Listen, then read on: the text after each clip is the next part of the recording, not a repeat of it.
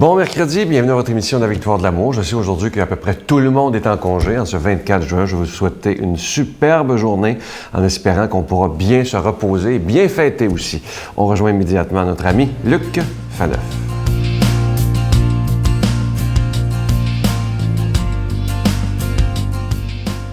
Bonjour, heureux de vous retrouver. On va vivre ensemble ce matin, comme on le fait depuis 14 semaines, l'Évangile selon François. Oui, cet Évangile qui donne la vie, qui donne la joie.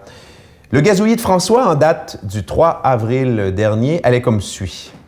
La croix du Christ n'est pas une défaite, c'était le temps de Pâques. La croix du Christ est amour et miséricorde. Oui, la croix du Christ n'est pas une défaite, elle est amour et miséricorde. Nous, on est habitués. On porte des croix, on voit la croix. Plusieurs d'entre vous, sinon la presque totalité, avez des représentations ou des croix même, certains plusieurs, dans votre maison. Mais il faut se rappeler qu'au tout début des siècles de l'Église, des temps de l'Église, la croix du Christ, c'était vraiment, comme disait saint Paul, une infamie, un scandale, une folie. Comment imaginer qu'un Dieu se fasse homme? Déjà, c'était dur à croire, sinon impossible à croire pour une grande majorité de Juifs. Mais en plus, imaginez qu'un Dieu devenu homme accepte d'être battu à mort, tué de façon horrible par ses propres créatures. C'est tellement vrai ce que je dis que le symbole de la croix, pendant les premiers siècles, pendant au moins 200 ans, ne sera pas le symbole des chrétiens. Le symbole des chrétiens, ça va être un poisson. Et un poisson, en grec, ça se dit « ictus ». Et quand tu prends « ictus », H-I-C-H, tout ça, c'est un anagramme. C'est la première lettre de chaque mot veut dire « Jésus-Christ, sauveur des hommes » et tout ça. C'était le symbole des chrétiens. Mais l'empereur Constantin, qui va se convertir, le premier empereur romain vers les années 315, il va avoir une vision. Il veut devenir empereur de Rome, il y a un rival, il veut se battre contre lui et le terrasser. Et il va avoir une vision, il voit une croix dans le ciel. Il y a une voix intérieure qui lui dit « Par ce signe, tu vaincras ». Et l'empereur Constantin, le futur empereur Constantin, fait graver sur les armures, n'est-ce pas, de ses soldats, la croix. Et il vainc, donc il va triompher de son rival et devient empereur de Rome. Et du coup, tout l'Empire romain devient chrétien et l'histoire va changer. « Par ce signe, tu vaincras ». Mais ce signe, justement, le signe de la croix, et c'est là, au fil des siècles, que les chrétiens vont réfléchir. Et là, ils vont comprendre. Évidemment, ça ne leur prendra pas 300 ans. Ça va prendre 300 ans avant que la croix devienne populaire. Mais ce qu'ils vont avoir compris, c'est que derrière la croix, ou ce qui a motivé la croix, c'est l'amour. Comme nous le rappelle le pape, la croix est amour et miséricorde. Pensez-y.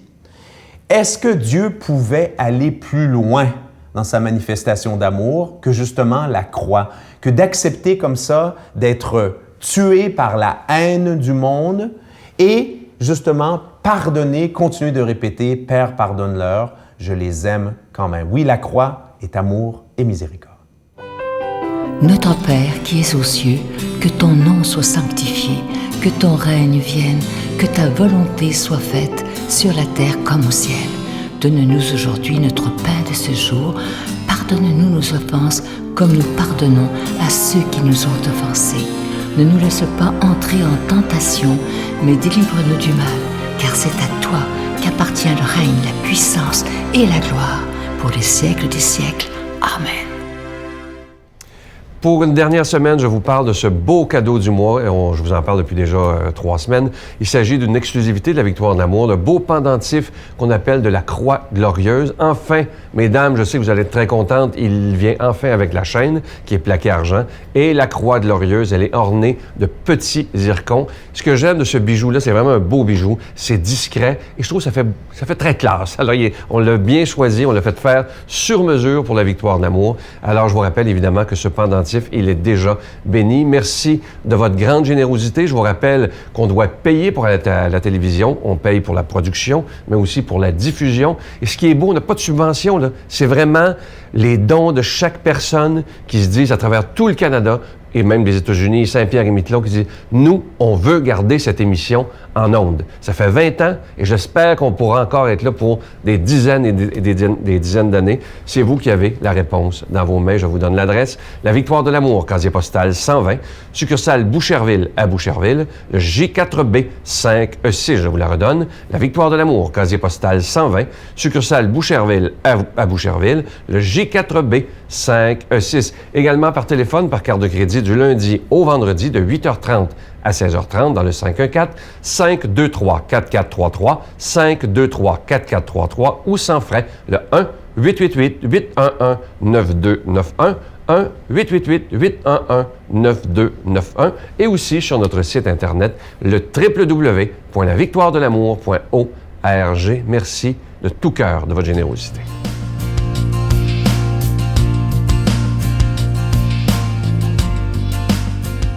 Mon Dieu, donnez-moi la sérénité d'accepter les choses que je ne peux changer, le courage de changer les choses que je peux et la sagesse d'en connaître la différence. Amen. Aujourd'hui, pour la proclamation de la parole de Dieu qui peut tellement changer nos vies si on décide d'y croire totalement. Aujourd'hui, pour la proclamation, on rejoint l'abbé Joseph Éveillard.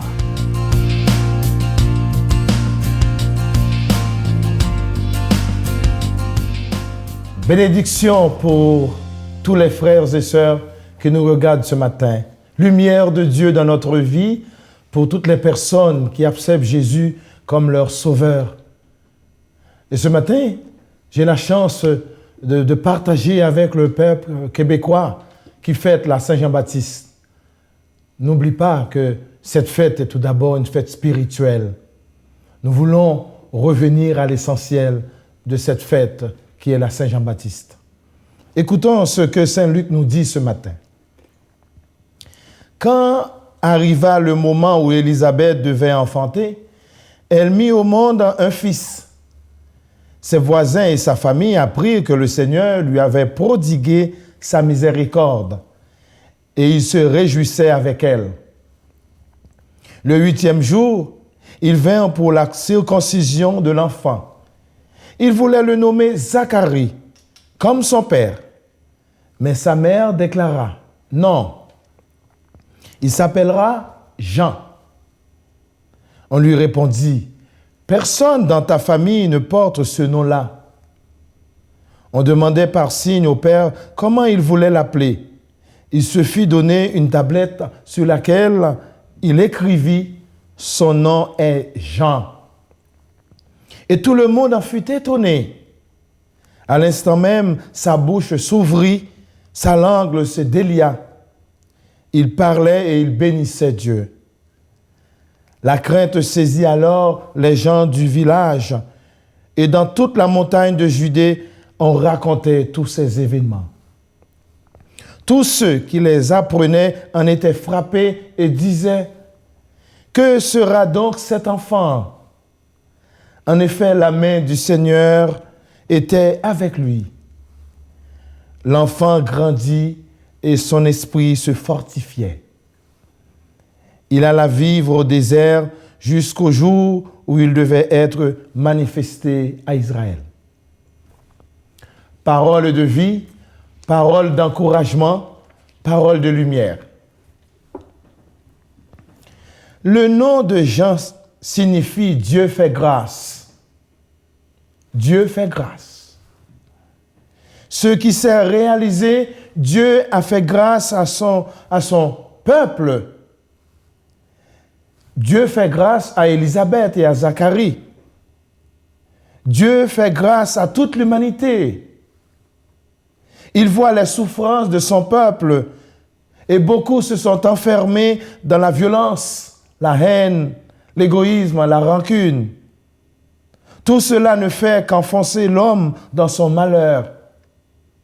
Mais Dieu va choisir un enfant, un homme de notre temps, un homme de tous les temps, Jean-Baptiste, qui viendra annoncer la venue du Sauveur. La mission de Jean-Baptiste sera précisément d'annoncer et préparer la venue de l'homme-Dieu. Dieu fait grâce. Oui, mais sa grâce invite à la conversion. au retournement, à la vie nouvelle. On ne peut accueillir le Christ Sauveur qu'en accueillant le message de Jean-Baptiste. Convertissez-vous. C'est ainsi que Jean-Baptiste a préparé la venue du Sauveur. Il l'a montré aux foules de son temps et il les a renvoyés vers lui.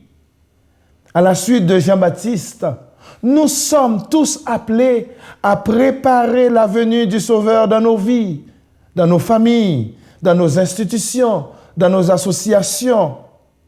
C'est enlever toutes les pierres, c'est enlever tout ce qui est mal, c'est aplanir toutes les montagnes d'égoïstes, c'est combler toutes les fossés creusés par l'indifférence tout au long de notre vie.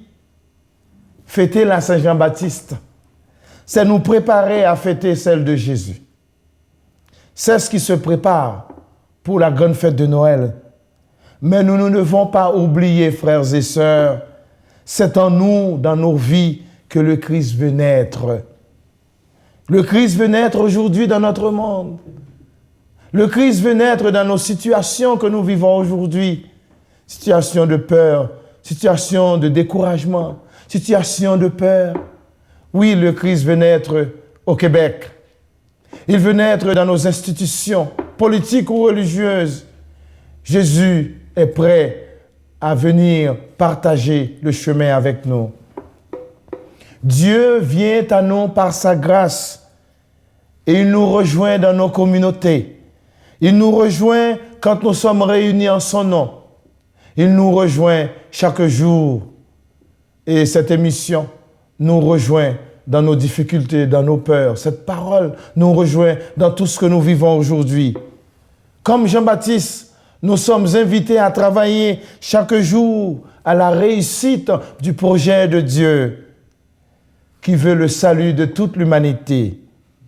C'est en vue de cette mission que nous sommes invités à nous nourrir de la parole du Christ et de son corps. Dieu a besoin de chacun de nous pour devenir d'autres Jean-Baptiste. Je vous bénis, tous les peuples, au nom du Père et du Fils et du Saint-Esprit. Amen. Je vous salue Marie, pleine de grâce. Le Seigneur est avec vous. Vous êtes bénie entre toutes les femmes, et Jésus, le fruit de vos entrailles, est béni. Sainte Marie, Mère de Dieu, priez pour nous pauvres pécheurs, maintenant et à l'heure de notre mort. Amen.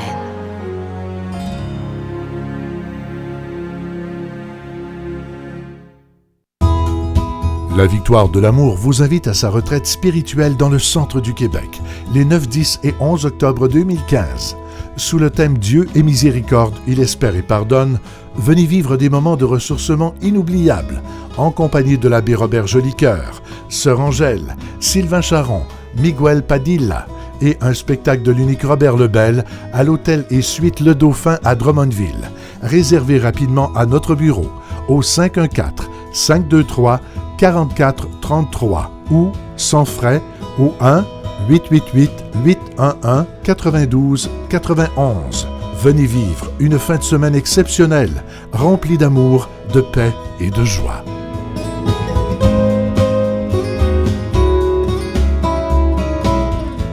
Je vous invite à réserver vos places pour la prochaine retraite de la Victoire de l'amour. Je sais que ça a l'air loin pour certains le mois d'octobre, mais je vous dis, il reste que quelques places. Alors, si ça vous tente d'être avec nous les 9, 10 et 11 octobre prochains, c'est à Drummondville, le centre du Québec, à l'hôtel et suite Le Dauphin. Vous voyez les numéros de téléphone au bas de l'écran, vous réservez à notre bureau, évidemment.